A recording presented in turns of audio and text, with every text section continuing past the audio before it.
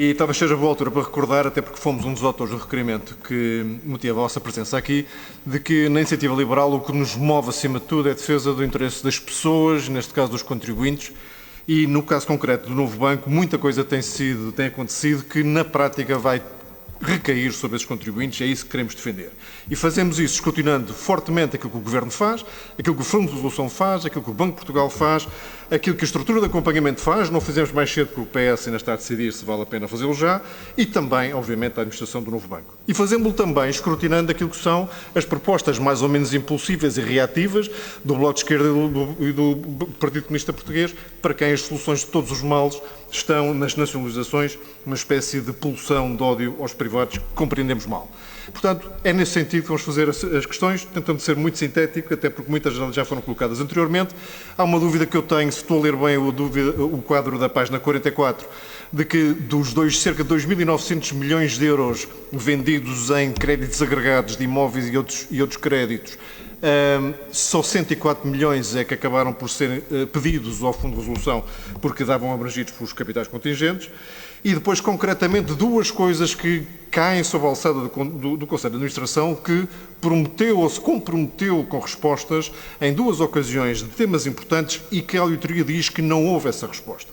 Refiro-me ao que está referido na página 334 sobre o portfólio viriato, é que na sequência da denúncia anónima de que haveria, com a dilação dos calendários, com a alteração dos serviços e dos assessores, matéria de grave preocupação quanto à maximização do valor desses ativos, a auditoria conclui que não houve resposta cabal pedida por membros do Conselho relativamente às acusações que constavam nessa carta anónima. Não quero valorizar as denúncias anónimas, mas é que de facto ficou sem resposta. Era importante de uma das operações que mais celeuma causou. Na página 282, igualmente, relativamente à venda da Tranquilidade, o Conselho manifesta-se estupefacto, acho que posso dizer, relativamente à discrepância entre o valor atribuído pelo BSI, ainda antes da resolução, a esta Tranquilidade, cerca de 800 milhões, depois uns meses mais tarde, o mesmo BSI, cerca de 700 milhões, e o valor de venda definitivo de 25 milhões, mais aquilo que veio do ES Contact Center e da ESAF, cerca de 40 milhões do total. Esta enorme diferença ficou por explicar também. Para concluir, Sr. Deputado. Vou concluir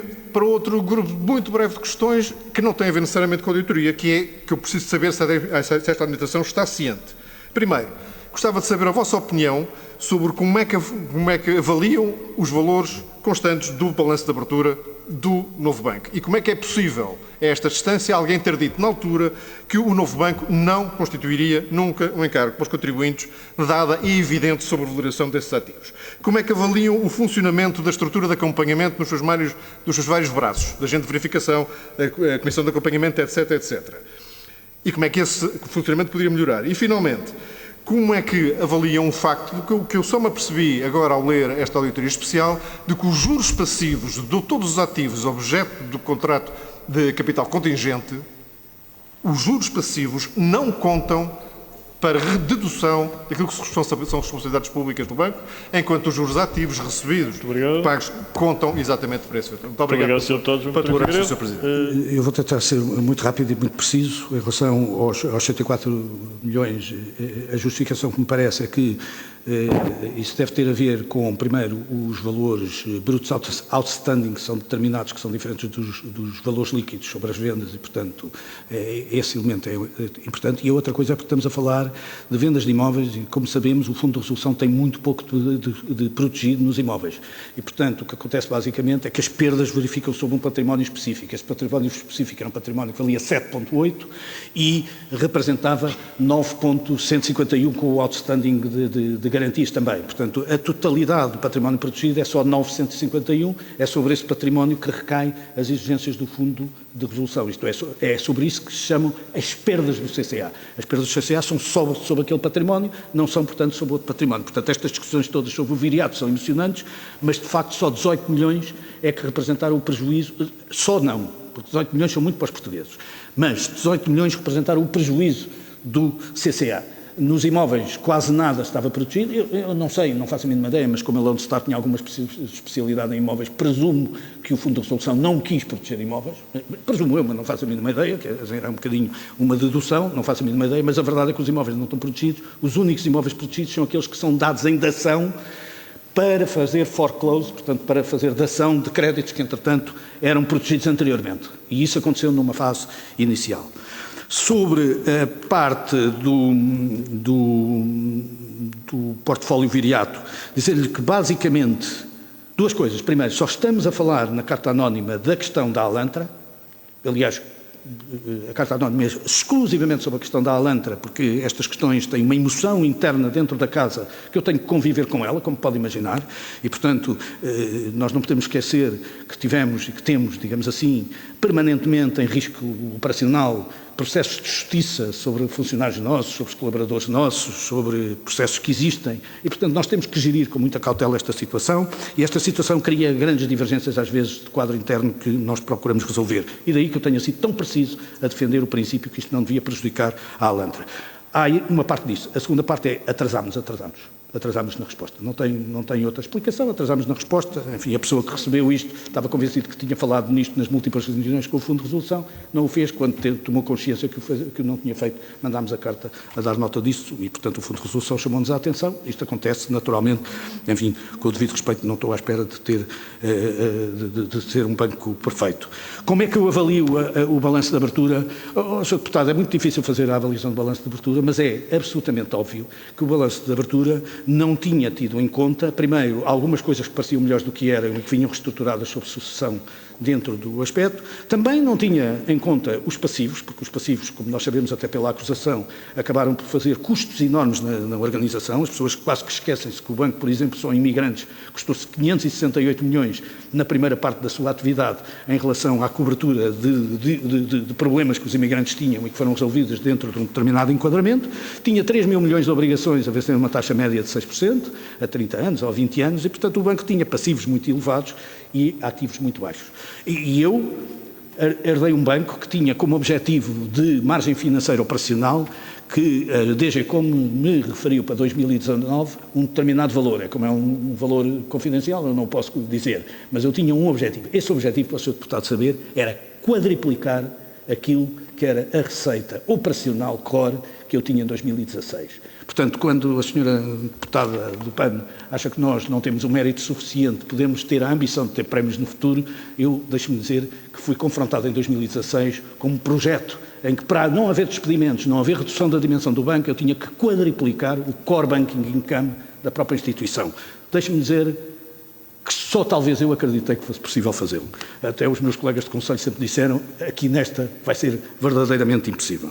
Mas, dizer basicamente em relação à tranquilidade, que não lhe disse em relação à tranquilidade, isso é prévio a mim, portanto eu não lhe posso dizer, a única coisa que lhe posso dizer é que é uma fairness opinion, há todo o conjunto de decisões, estão todas bem suportadas e, portanto, queria defender os meus antecessores, os dois que estiveram envolvidos neste processo até, de que a transação foi feita segundo as regras mais elementares, em que os reguladores estiveram particularmente envolvidos, mas não posso deixar de dizer. A avaliação sobre a estrutura de acompanhamento é ótima. Isto, eu acho que a estrutura de acompanhamento está sempre presente, está sempre lá. Enfim, muitas vezes tenho posições divergentes.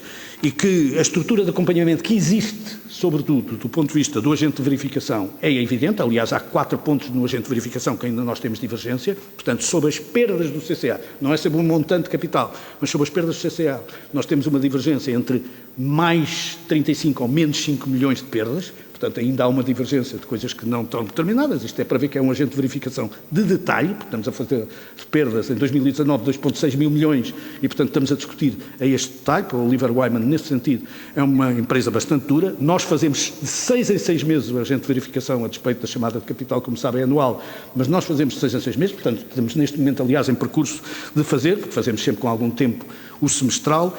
E, finalmente, dizer também que a estrutura de acompanhamento também tem em conta a estrutura de acompanhamento que existe no Fundo de Resolução, que é uma estrutura muito profissional, que é uma estrutura que procura dar respostas. Muitas vezes temos divergências, tivemos aqui divergências, tivemos aqui uma divergência de um Project Finance que não estávamos de acordo e não sei quem tinha razão, porque na prática nunca ninguém sabe nestas coisas quem tinha razão, mas estamos muitas vezes de acordo e, sobretudo, temos os mesmos objetivos, que é, por um lado, valorizar o banco, porque eles também têm 25% do banco, não nos podemos esquecer disso, a despeito do Sr. Deputado e muito bem já ter dito que uma parte disso pode passar para o Estado pelo efeito dos DTAs, mas tem ainda assim o dever de valorizar o banco como nós temos, mas também o dever de valorizar ou reduzir a chamada pública que estava prevista desde a origem, mas que quanto menor for, melhor seria. Sobre as questões de juros passivos, não lhe vou responder porque isso é um problema da negociação que teve lugar durante a negociação. Muito obrigado, Dr. António Ramalho. Vamos então dar início à segunda ronda de questões. Esta, como há pouco. A impressão que às vezes dá que esta é a única administração que conseguia fazer o que tem sido feito no novo banco também não promove a confiança de clientes e trabalhadores. Portanto, duas sugestões que deixo aqui em nome da defesa dos contribuintes e pode levá-las a valor facial porque estou-lhes a oferecer as sugestões de graça. Quero retomar um tema que toquei na primeira ronda. Em sua opinião profissional, penso que também se usa assim em português, é possível que no final de 2017 alguém pudesse dizer que o acordo de capital contingente era de facto contingente, ou seja, não era uma elevadíssima probabilidade de vir a ser utilizado e, portanto, de uma forma direta ou indireta, ia sim honorar o erário público. Era possível, politicamente, que o Primeiro-Ministro e o Ministro das Finanças pudessem dizer com uma cara séria que aquele volume de 3.900 milhões de euros acordado para capital contingente ia, de facto, ser usado na plenitude. Última questão, usando aquela referência que também já fez, Sr. Presidente, na primeira ronda, a Lei Especial dos Impostos Diferidos, instituída pela Lei 61 de 2014, já alterada 2 vezes, dá direito ao Estado a tornar-se acionista, neste caso do novo banco, por via das reservas especiais constituídas em contrapartida dos ativos para impostos diferidos. A pergunta é simples. Qual é a situação atual? Qual é o valor dessa reserva especial? Qual é o mecanismo de avaliação para conversão em ações? E como é que vai ser feita exatamente o processo de avaliação desta reserva que pode transformar o Estado em acionista do novo banco sem qualquer espécie de escrutínio público? Muito obrigado, Sr. Deputado. Palavra ao Sr. Deputado. Do ponto de vista, Dr. Coutinho Figueiredo, sobre a questão do acordo contingente, está um bocadinho falado, sobre a política de comunicação, estou 100% de acordo, só com uma exceção, porque eu tive também de confrontar internamente com essa discussão, fui eu que impus a política de silêncio durante a auditoria.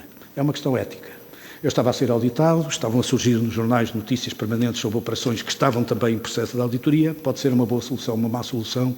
Eu sou filho da banca, nasci na banca, tenho determinados comportamentos éticos da banca, passei pelos bancos todos, enfim, e sou absolutamente impoluto em tudo aquilo que sou. Estou aqui para suportar os ónus e para dar a cara depois das questões que me são aqui colocadas. Do ponto de vista de DTA e sobre a capitalização, é verdade que neste momento há DTAs, como sabe, nós estamos a proceder aos depósitos necessários, tivemos uma divergência sobre a interpretação, mas procedemos aos depósitos necessários, há 3 anos para o Estado tomar a decisão.